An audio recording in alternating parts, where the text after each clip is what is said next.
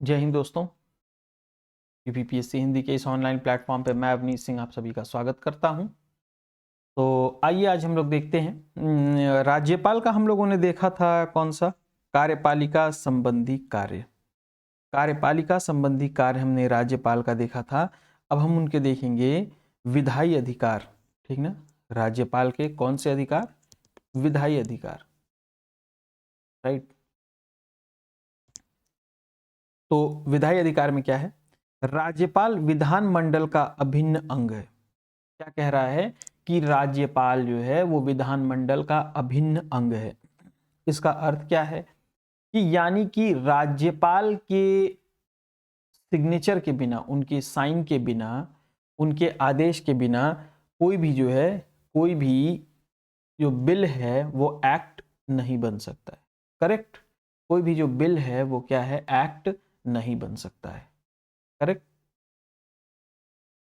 अगला पॉइंट क्या कह रहा है? राज्यपाल विधानमंडल का सत्रावसान यानी कि सत्र का सत्रावसान करते हैं, सत्रावसान करते हैं। ठीक ना, और उसका विघटन करते हैं। ठीक ना, क्या करते हैं? विघटन करते हैं। क्लियर? ये तीनों जो कीवर्ड्स हैं ना, आप इनको याद रखेंगे। ये और ये तीनों आप याद रखेंगे। करेक्ट? राज्यपाल विधानसभा के अधिवेशन अथवा दोनों सदनों के संयुक्त अधिवेशन को संबोधित करते हैं। यहां पे देखिएगा, यहां पे लिखा हुआ है राज्यपाल विधानसभा के अधिवेशन अथवा दोनों सदनों के संयुक्त अधिवेशन को संबोधित करते हैं। यहां पे क्या लिखा हुआ है? राज्यपाल। यहां पे आपसे गलत करा सकता है, ये राज्यपाल की जगह कौन दे सकता है? विधानसभा अध्यक्ष। ठीक ना, तो वहां पे आप क्या करिएगा? वहां पे आप सतर्क रहिएगा। ठीक।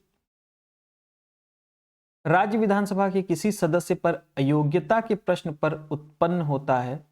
राज्य विधानसभा के किसी सदस्य पर अयोग्यता का प्रश्न यदि उत्पन्न होता है तो अयोग्यता संबंधी विवाद का निर्धारण कौन करेगा? राज्यपाल, चुनाव आयोग से परामर्श करके। ठीक ना, कौन करेगा? राज्यपाल करेगा, चुनाव आयोग नहीं करेगा। इस बात के लिए क्लियर रहिएगा कि चुनाव आयोग नहीं करेगा और ना विधानसभा अध्यक्ष करेगा। कौन करेगा? राज्यपाल करेगा। ठीक ना।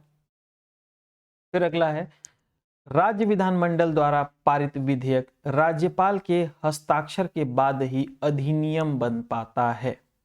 राज्य विधानमंडल द्वारा पारित विधेयक राज्यपाल के हस्ताक्षर के बाद ही क्या होता है? अधिनियम यानी एक्ट बन पाता है। ठीक ना, इसीलिए यहां पे ऊपर कहा गया है कि यह विधानमंडल का अभिन्न अंग है। ठीक ना। नेक्स्ट ई, यह बिंदु क्या कह रहा है कि यदि विधानसभा में आंग्ल भारतीय समुदायों को पर्याप्त प्रतिनिधित्व नहीं प्राप्त है तो राज्यपाल उस समुदाय को, एक व्यक्ति को विधानसभा में मनोनीत कर सकता है। इसमें करंट में एक अपडेशन है, ये मैं नहीं बताऊंगा। ठीक ना, आप लोग कमेंट करके बताइए। इसमें इसमें कमेंट करके बताइए। ठीक ना, आप लोग कमेंट करके बताइए, कम से कम इसी बहाने आप लोग कमेंट करेंगे, है ना। नेक्स्ट है, जब विधानमंडल का सत्र नहीं चल रहा हो और राज्यपाल को ऐसा लगे कि तत्काल कार्यवाही की आवश्यकता है तो वह अध्यादेश जारी कर सकता है। वह अध्यादेश जारी कर सकता है। ठीक ना, और जो विधानमंडल द्वारा पारित किसी अधिनियम का है, ऐसा अध्यादेश, ऐसा जो अध्यादेश है वो कितने सप्ताह के भीतर विधानमंडल द्वारा स्वीकृत होना आवश्यक है? 6 सप्ताह। 6 सप्ताह के भीतर विधानमंडल द्वारा स्वीकृत होना आवश्यक है। और यदि 6 सप्ताह के भीतर उसे स्वीकृति नहीं मिलती है तो इसकी वैधता क्या होती है? समाप्त हो जाती है। इसकी वैधता क्या होती है? समाप्त हो जाती है। करेक्ट। नेक्स्ट है, राज्यपाल धन विधेयक के अतिरिक्त किसी विधेयक को पुनः विचार के लिए राज्य विधानमंडल के पास भेज सकता है। राज्यपाल धन विधेयक के अतिरिक्त किसी विधेयक को पुनः विचार के लिए राज्य विधानमंडल के पास भेज सकता है, परंतु राज्य विधानमंडल द्वारा इसे दोबारा यदि पारित कर दिया जाता है तो वह उस पर अपनी सहमति देने के लिए क्या है, बाध्य है। ठीक ना, सहमति देने के लिए क्या होते हैं, बाध्य होते हैं। यानी कि धन विधेयक को ये वापस नहीं भेज सकते हैं। तो राष्ट्रपति के लिए आरक्षित विधेयक जब राष्ट्रपति के निर्देश पर राज्यपाल पुनर्विचार के लिए विधानमंडल को लौटा दे, ऐसे लौटाए जाने विधानमंडल 6 मास के भीतर उस विधेयक पर पुनर्विचार करके यदि उसे पुनः पारित किया जाता है तो विधेयक राष्ट्रपति को पुनः प्रस्तुत किया जाएगा। ठीक ना, राष्ट्रपति के पास पुनः भेजा जाएगा, किंतु इस पर भी राष्ट्रपति के लिए अनुमति देना अनिवार्य नहीं है। राष्ट्रपति के लिए अनुमति देना इस पर अनिवार्य नहीं है। यह बात ध्यान रखिएगा कि गवर्नर के बारे में क्या कहा गया, अनुमति देना अनिवार्य है या नहीं है, और राष्ट्रपति के बारे में क्या कहा गया है। इन दोनों पर जो है आपका जो व्यू है वो बहुत क्लियर होना चाहिए। ठीक ना, राज्यपाल किसी विधेयक को राष्ट्रपति के विचार के लिए आरक्षित रख सकता है। ठीक ना, यह आरक्षित विधेयक तभी प्रभावी होगा जब राष्ट्रपति उसे अनुमति प्रदान कर देंगे। ठीक, राज्यपाल को राष्ट्रपति के विधेयक आरक्षित करना उस समय अनिवार्य होता है जब विधेयक उच्च न्यायालय की शक्तियों का अल्पीकरण करता है। यदि ऐसा कोई विधेयक है जो क्या कर रहा है, उच्च न्यायालय की शक्तियों का अल्पीकरण यानी उसको कम कर रहा है, तो ऐसे में क्या करता है, राज्यपाल विधेयक को राष्ट्रपति के लिए सुरक्षित रख लेता है, जिससे यदि विधेयक विधि बन जाएगा तो उच्च न्यायालय की संवैधानिक स्थिति को क्या होगा, खतरा बन जाएगा। उच्च न्यायालय की संवैधानिक स्थिति के लिए क्या होगा, खतरा बन जाएगा। ठीक ना, नेक्स्ट है वित्तीय अधिकार। नेक्स्ट क्या है, वित्तीय अधिकार। इसको स्टार्ट करते हैं, एक सेकेंड।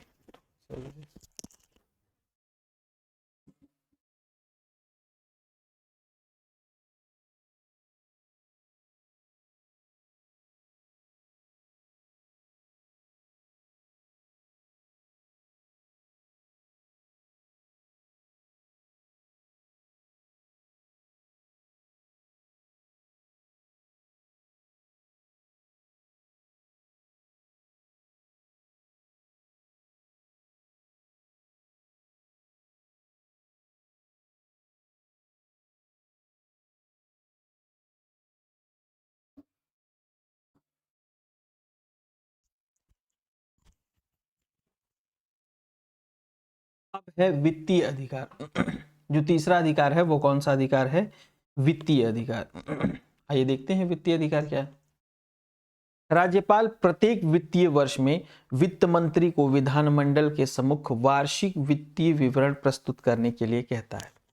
राज्यपाल जो है प्रत्येक वित्त वर्ष में वित्त मंत्री को विधानमंडल के सम्मुख वार्षिक वित्तीय विवरण प्रस्तुत करने के लिए कौन कहता है, तो कौन कहता है, राज्यपाल कहता है। नेक्स्ट है विधानसभा में धन विधेयक राज्यपाल की पूर्व अनुमति से ही पेश किया जाता है। ठीक ना, विधानसभा में जो धन विधेयक होता है उसको राज्यपाल के पूर्व अनुमति से ही क्या किया जाता है, पेश किया जाता है। नेक्स्ट है राज्यपाल की संस्तुति के बिना अनुदान की किसी मांग को विधानमंडल के सम्मुख नहीं रखा जा सकता। यह इसका वित्तीय अधिकार है। ठीक, ऐसा कोई विधेयक जो राज्य की संचित निधि से खर्च निकालने की व्यवस्था करता हो उस समय तक विधानमंडल द्वारा पारित नहीं किया जा सकता जब तक राज्यपाल इसकी संस्तुति ना कर दे। राज्य वित्त आयोग किसी राज्य के राज्यपाल को उस विशेष राज्य की पंचायतों द्वारा विनियोजित हो सकने वाले करों और शुल्कों के निर्धारण के सिद्धांतों के विषय में संस्तुति करता है। ठीक ना, तो ये चीजें थोड़ी यहाँ पे आसान हैं, इसलिए न्यायिक अधिकार यहाँ पे थोड़ा सा जो है वो आपको दिक्कत करेगा। न्यायिक अधिकार, ठीक ना, जो न्यायिक अधिकार है उसको आपको अच्छे से पढ़ना। राज्यपाल किसी, जैसे प्रेसिडेंट किसको क्षमा कर सकता है, किसका परिहार कर सकता है, लघुकरण कर सकता है। ठीक ना, तो इस मामले में राज्यपाल को थोड़ी सी कम कहीं अधिक शक्तियां प्राप्त हैं, ये बात आपको ध्यान रखना पड़ेगा। राज्यपाल किसी दंड को क्षमा, प्रविलंबन, विराम या परिहार कर सकेगा, या किसी दंडादेश का निलंबन, परिहार या लघुकरण कर सकेगा। यह ऐसे व्यक्ति के संबंध में होगा जिसे ऐसी विधि के अधीन अपराध के लिए सिद्ध दोष ठहराया गया है जिसके संबंध में राज्य की कार्यपालिका शक्ति का विस्तार है। राष्ट्रपति को, यहां देखिएगा नोट में, राष्ट्रपति को सभी प्रकार के मृत्यु दंडादेश के मामले में क्षमादान की शक्ति प्राप्त है, जबकि राज्यपाल को मृत्यु दंडादेश के मामले में ऐसी शक्ति प्राप्त नहीं है। यह बात आप जो है ध्यान दीजिएगा, ठीक ना। इस प्रकार राष्ट्रपति को सेना न्यायालय यानी कोर्ट मार्शल के दंडादेश के मामले में क्षमादान की शक्ति प्राप्त है, जबकि राज्यपाल को ऐसी शक्ति प्राप्त नहीं है। क्लियर। अब है आपात शक्ति। कौन सी शक्ति? आपात शक्ति। जब राज्यपाल को यह समाधान हो जाता है कि ऐसी परिस्थिति उत्पन्न हो गई है जिसमें राज्य का शासन संविधान के उपबंधों के अनुसार नहीं चलाया जा सकता है, तो राष्ट्रपति को प्रतिवेदन भेजकर यह कह सकता है कि राष्ट्रपति राज्य के शासन के सभी या कोई कृत्य स्वयं ग्रहण कर ले। इसे सामान्यतः क्या कहा जाता है? राष्ट्रपति शासन। तो आपकी जो काम की चीज है वो है राष्ट्रपति शासन किस अनुच्छेद के तहत लगाया जाता है? 356, ना कि 352। 352 क्या होता है? 352 और 356 में अंतर समझने का प्रयास कीजिएगा आप लोग, ठीक ना। ये दोनों कंफ्यूज करते हैं। नेक्स्ट है राज्यपाल की स्थिति, ठीक। इसके बाद हम लोग पढ़ेंगे विधान परिषद। यदि हम राज्यपाल के उपयुक्त अधिकार पर दृष्टिपात करें तो ऐसा लगता है कि राज्यपाल एक बहुत शक्तिशाली अधिकार है, किंतु वास्तविकता इससे सर्वथा भिन्न है। हमने संसदीय शासन प्रणाली को अपनाया है जिसमें मंत्रिपरिषद विधानमंडल के प्रति उत्तरदायी होता है। कौन? मंत्रिपरिषद। किसके प्रति? विधानमंडल के, ना कि राज्यपाल के प्रति। यह बात ध्यान रखिएगा। मंत्रिपरिषद विधानमंडल के प्रति उत्तरदायी होती है। अंततः वास्तविक शक्तियां मंत्रिपरिषद को प्राप्त होती हैं, न कि राज्यपाल को। देखिए, जो मंत्रिपरिषद होती है सारे निर्णय वही लेती है, और मंत्रिपरिषद जो है वो किसके लिए रिस्पॉन्सिबल है? विधानमंडल के लिए। विधानमंडल यानी जो विधि बनाता है, ठीक। तो मंत्रिपरिषद विधानमंडल के लिए उत्तरदायी है, न कि राज्यपाल के लिए, ठीक। राज्यपाल एक संवैधानिक प्रमुख के रूप में कार्य करता है, किंतु असाधारण स्थितियों में उसे इच्छानुसार कार्य करने के अवसर प्राप्त हो जाते हैं। कब कब? जैसे जब राष्ट्रपति शासन लगा रहता है, आर्टिकल 352, 356 ये लगे रहते हैं, तो क्या होता है? उसको ठीक ठाक अधिकार उसके हाथ में आ जाता है, राज्यपाल के।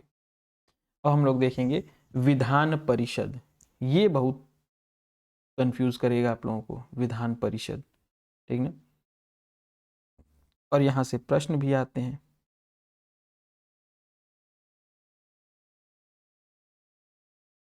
चलिए देखा जाए। यहाँ पे कंफ्यूज करेगा, मैं वहां पे बताऊंगा, आप लोग उसको हाईलाइट कर लीजिएगा या अंडरलाइन कर लीजिएगा, ठीक। किसी राज्य में विधान परिषद की स्थापना और समाप्ति का प्रावधान किस आर्टिकल में दिया? Article number 169। Article number 169। Vidhan Parishad राज्य विधानमंडल का उच्च सदन होता है। विधान परिषद राज्य विधानमंडल का उच्च सदन होता है, ठीक ना। नेक्स्ट क्या कह रहा है? यदि किसी राज्य की विधानसभा अपने कुल सदस्यों के पूर्ण बहुमत तथा उपस्थित और मतदान करने वाले सदस्यों के 2/3 बहुमत से प्रस्ताव पारित करे तो संसद उस राज्य के विधान परिषद स्थापित कर सकती है अथवा उसका लोप कर सकती है। कौन विधान परिषद स्थापित कर सकता है? संसद, ना कि विधानसभा, ठीक है ना, ना कि विधानसभा, ना राज्यपाल, ना राष्ट्रपति, ठीक ना। तो यदि किसी राज्य की विधानसभा अपने अपने कुल सदस्यों के पूर्ण बहुमत तथा उपस्थित और मतदान करने वाले सदस्यों के 2/3 बहुमत से प्रस्ताव पारित कर दे तो संसद विधान परिषद स्थापित कर सकती है। संसद विधान परिषद स्थापित कर सकती है अथवा उसका लोप भी कर सकती है, यानी उसको हटा भी सकती है। ठीक है। वर्तमान में कुल कितने राज्यों में विधान परिषदें हैं?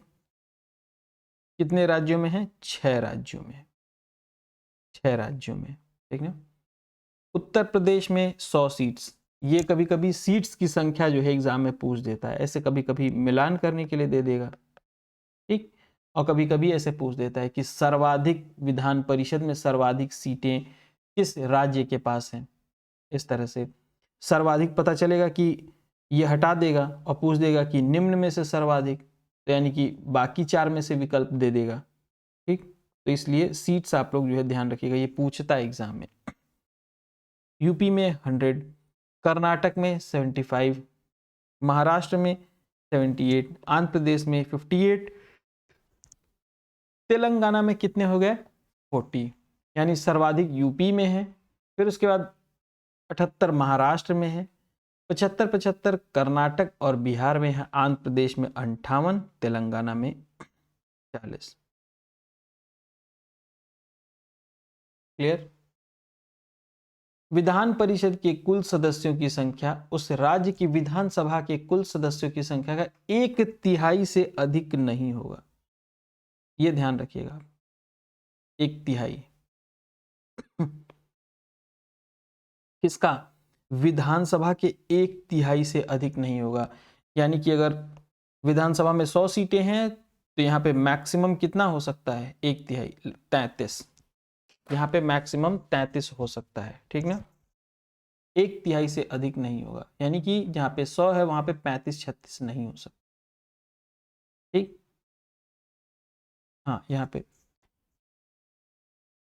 किंतु किसी भी अवस्था में विधान परिषद के सदस्यों की कुल संख्या 40 से कम नहीं होगी।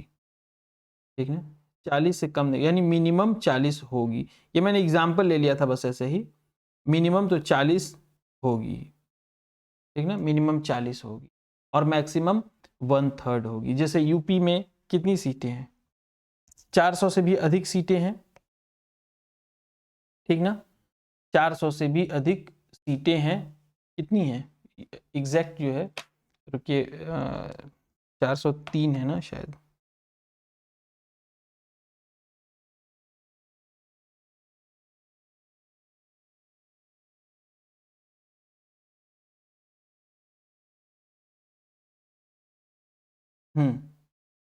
सही, 403 सीटें हैं तो 1/3 यानी कि लगभग 133।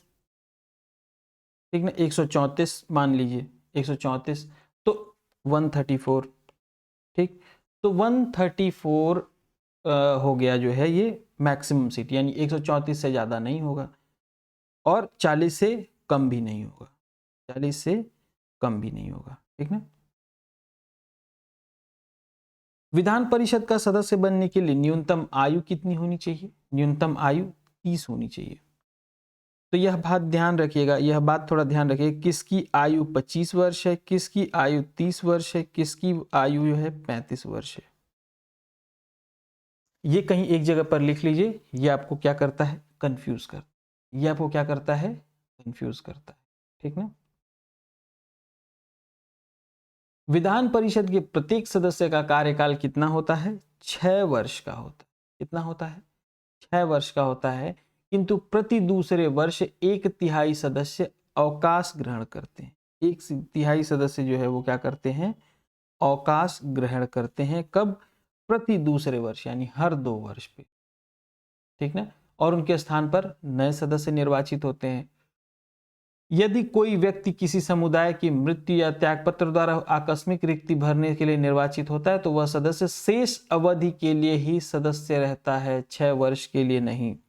यानी कि किसी सीट पे सपोज कीजिए किसी की डेथ हो गई या फिर उसने जो है त्यागपत्र दे दिया है विधान परिषद से। ठीक, विधान परिषद से उसने त्यागपत्र दे दिया है। ठीक, तो अब सपोज कीजिए ये 2 साल रह चुके हैं, तो जो अगला सदस्य रहेगा वो अगले 4 इयर्स के लिए ही रहेगा, ये अब से 6 वर्ष तक के लिए नहीं रहेगा। ठीक ना, जो बचा हुआ जो शेष समय है उतने के लिए ही रहेगा वो। क्लियर? ठीक, विधान परिषद के सदस्यों का निर्वाचन अनुपातिक प्रतिनिधित्व की एकल संक्रमणीय मत पद्धति द्वारा होता। ठीक, नेक्स्ट है विधान परिषद के कुल सदस्यों के 1/3 सदस्य राज्य की स्थानीय। अब देखिए कुल मिलाकर के अब ये बहुत इंपॉर्टेंट हो गया, ये मतलब आपको बहुत कंफ्यूज करेगा। बहुत इंपॉर्टेंट तो नहीं है लेकिन ये आपको कंफ्यूज करेगा। थोड़ा सा धैर्य रखिएगा आप लोग कि विधान परिषद में कहां से कितने सदस्य निर्वाचित होते हैं, कैसे कैसे होते हैं, यह बात आप समझिएगा।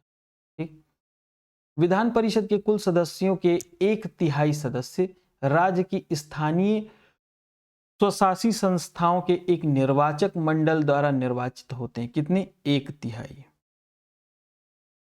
कितने? 1/3।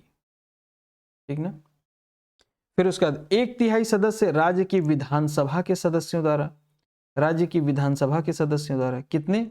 1/3। ठीक, फिर उसके बाद 1/12 सदस्य उन स्नातकों द्वारा निर्वाचित होते हैं जिन्होंने कम से कम 3 वर्ष पूर्व स्नातक की उपाधि प्राप्त कर ली हो, उनके द्वारा। ठीक, 1/12। 1/12 सदस्य उन अध्यापकों के द्वारा निर्वाचित होते हैं जो कम से कम 3 वर्षों के माध्यमिक पाठशाला के अलावा ऊंची कक्षाओं में शिक्षण कार्य कर रहे हों। और 1/6 सदस्य राज्यपाल की उन व्यक्तियों में से मनोनीत करता है जिन्हें साहित्य, कला, विज्ञान इन सब का जो है ज्ञान हो। ठीक है, विधान परिषद की किसी भी बैठक के लिए कम से कम, विधान परिषद की बैठक के लिए एक चीज यहां पे ध्यान रखिएगा, यहां पे आप लोग जो है वो एंग्लो इंडियन वाला मत मार दीजिएगा यहाँ पे। ठीक ना, ये 1/6 सदस्य है विधान परिषद के मामले में। ठीक है, 1/6 सदस्य है यहाँ पे। ठीक ना, नेक्स्ट है विधान परिषद की किसी भी बैठक के लिए कम से कम 10 या विधान परिषद के कुल सदस्यों का 1/10 इनमें से जो भी अधिक है गण पूर्ति होगा। यानी कि मिनिमम 10 बैठेंगे, मिनिमम 10 बैठेंगे। ठीक ना, विधान परिषद की किसी भी बैठक के लिए कम से कम 10 सदस्य होंगे। जैसे जहां पे 10 हैं, जहां पे 40 हैं, वहां पे मिनिमम 10 चाहिए विधान परिषद की बैठक के लिए। क्लियर? लेकिन अगर कहीं पे सपोज कीजिए मान लीजिए 100 है, जैसे यूपी में 100 है, तो यहाँ पे मिनिमम 1/10, यहाँ पे मिनिमम 1/10। ठीक ना, जरूरत होगी ही होगी। सपोज कीजिए कहीं पे मान लीजिए 120 हो गया तो वहां पे 12। तो इनमें से जो भी अधिक होगा, जो भी अधिक होगा वो जो है माना जाएगा। ठीक ना, तभी तो लगभग 10 ही अधिक सर्वाधिक है, तो 10 यानी कि मोटा मोटी ये भी चाहिए। लेकिन ये परीक्षा में जब पूछेगा, ये प्रैक्टिकली तो 10 लग रहा है अभी, लेकिन जब परीक्षा में पूछेगा तो 10 या 1/10 जो इसमें से अधिक होगा वही गणपूर्ति कोरम होगा। ठीक ना, विधान परिषद अपने सदस्यों में से 2 को क्रमशः सभापति एवं उपसभापति चुनती है। विधान परिषद अपने सदस्यों में से क्रमशः सभापति एवं उपसभापति चुनती है। सभापति एवं उपसभापति को विधानमंडल द्वारा निर्धारित वेतन एवं भत्ते प्राप्त होते हैं। सभापति एवं उपसभापति को विधानमंडल द्वारा निर्धारित वेतन एवं भत्ते प्राप्त होते। ठीक है, सभापति उपसभापति को संबोधित कर और उपसभापति सभापति को संबोधित कर त्यागपत्र दे सकता है। ठीक, अथवा परिषदों के सदस्य के बहुमत से पारित प्रस्ताव द्वारा उसे अपदस्थ भी किया जा सकता है, किंतु ऐसे किसी प्रस्ताव को लाने के लिए 14 दिन पूर्व सूचना आवश्यक होगी। 14 दिन पूर्व सूचना आवश्यक होगी। ठीक है, विधानसभा का कार्यकाल हम लोग जो है पढ़ेंगे, विधानसभा के बारे में, विधानसभा के कार्यकाल और विधानसभा की बाकी चीजों के बारे में। तो विधानसभा का कार्यकाल 5 वर्ष का होता है। कितने वर्ष का होता है? 5 वर्ष का होता है। किंतु विशेष परिस्थिति में राज्यपाल को यह अधिकार है कि इससे पूर्व भी उसको विघटित कर सकता है। ठीक ना? विधानसभा के सत्रावसान के आदेश राज्यपाल के द्वारा दिए जाते हैं। सत्रावसान के आदेश जो है किसके द्वारा दिए जाते हैं? राज्यपाल के द्वारा दिए जाते हैं, ना कि विधानसभा अध्यक्ष द्वारा। यह बात आप लोग ध्यान रखिए। किसके द्वारा दिए जाते हैं? राज्यपाल के द्वारा दिए जाते हैं। विधानसभा में निर्वाचित होने के लिए न्यूनतम आयु सीमा क्या है? 25 वर्ष है। न्यूनतम आयु सीमा क्या है? 25 वर्ष है। प्रत्येक राज्य की विधानसभा में कम से कम 60 और अधिक से अधिक 500 सदस्य होते हैं। प्रत्येक राज्य की विधानसभा में कम से कम 60 और अधिक से अधिक 500 सदस्य होते हैं। अधिक से अधिक 500 सदस्य होते हैं। ठीक ना? इसमें अपवाद कौन कौन सा है? गोवा, मिजोरम और सिक्किम। तो यहाँ पे क्योंकि कम से कम 60 नहीं है, तो गोवा में 40 है, मिजोरम में 40, सिक्किम में 32 है। ठीक।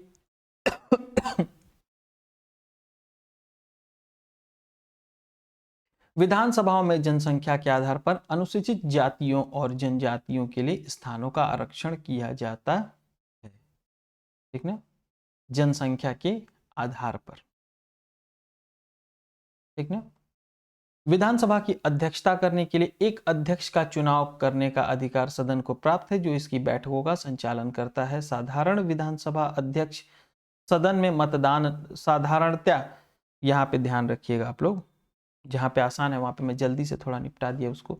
साधारणतया विधानसभा अध्यक्ष सदन में मतदान नहीं करता है, किंतु यदि सदन में मत बराबरी में बट जाए तो ही वह निर्णायक मत दे सकता है, नहीं तो विधानसभा अध्यक्ष मतदान नहीं करेगा। ठीक ना? नहीं तो विधानसभा अध्यक्ष मतदान नहीं करेगा। जब कभी अध्यक्ष को उसके पद से हटाने का प्रस्ताव विचाराधीन हो, उस समय वह सदन की बैठकों की अध्यक्षता नहीं करेगा। यह बात ध्यान रखिए आप। ठीक? क्योंकि ये इस तरह से पेपर में बना करके दे देता है कि जब कभी अध्यक्ष को उसके पद से हटाने का प्रस्ताव विचाराधीन है, उस समय वह सदन की बैठकों की अध्यक्षता कर सकता है। विकल्प नंबर ए ऐसे दे देगा। विकल्प ए सही है, विकल्प बी सही है, दोनों सही, दोनों नहीं सही है। इस तरह से यहां से प्रश्न बनाता है, तो उस समय वो सदन की बैठकों की अध्यक्षता नहीं करता है। क्या करता है? नहीं करता है। क्लियर? किसी विधेयक को धन विधेयक माना जाएगा अथवा नहीं, इसका निर्णय विधानसभा अध्यक्ष ही करता है। किसी विधेयक को धन विधेयक माना जाएगा अथवा नहीं, इसका जो है निर्णय विधानसभा अध्यक्ष करता है। कौन करता है? विधानसभा अध्यक्ष करता है। सदन के बैठकों के लिए सदन के कुल सदस्यों का 1/10 सदस्यों की उपस्थिति और गणितपूर्ति हेतु आवश्यक है। कितना सदस्य? 1/10 सदस्य। ठीक। तो यहाँ पे ये वाला बात ध्यान रखिएगा, किसी विधेयक को धन विधेयक माना जाएगा अथवा नहीं माना जाएगा, इसका निर्णय कौन करेगा? इसका निर्णय कौन करेगा? विधानसभा अध्यक्ष करेगा। ठीक ना? कि वो धन विधेयक है या नहीं। यही जो है वो जब आपने लोकसभा पढ़ा होगा, उस समय भी आपने पढ़ा होगा कि उस समय लोकसभा अध्यक्ष करता था, अभी क्या है कि विधानसभा अध्यक्ष करने लगा है। ठीक। और यहाँ पे गणपूर्ति कोरम कितना है? 1/10। 10 या 1/10 नहीं है, यह बात ध्यान रखिएगा। विधान परिषद वालों में हमने पढ़ा था 10 या 1/10, लेकिन यहाँ पे 10 या 1/10 का विकल्प नहीं, यहाँ पे 1/10 ही होगा। यहाँ पे भी अगर 10 लगा दिया और अब विधान परिषद वाला एग्जाम में कहीं याद आ गया तो ये आपके नंबर कट जाएंगे यहाँ पे। ठीक। इसके बाद हम लोग पढ़ेंगे विधानसभा के अधिकार और कार्य। इसको आप लोग तब तक थोड़ा सा एक बार रीडिंग लगा लीजिएगा। नेक्स्ट लेक्चर में देखते हैं हम लोग विधानसभा के अधिकार और कार्य। तो उसमें सबसे पहले विधि निर्माण, फिर वित्तीय विषयों से संबंधित प्रक्रिया देखेंगे हम लोग, फिर कार्यपालिका पर नियंत्रण, फिर संवैधानिक संशोधन, फिर निर्वाचन संबंधी अधिकार, ये सब चीज़ें देखेंगे। फिर उसके बाद जो है ये बहुत इंपॉर्टेंट है, मोस्ट इंपॉर्टेंट, ये आप लोग रट डालिए, ठीक ना। यहाँ से लगभग हर साल प्रश्न आ ही जाता है। ठीक, तो आज के लिए इतना ही। जय हिंद।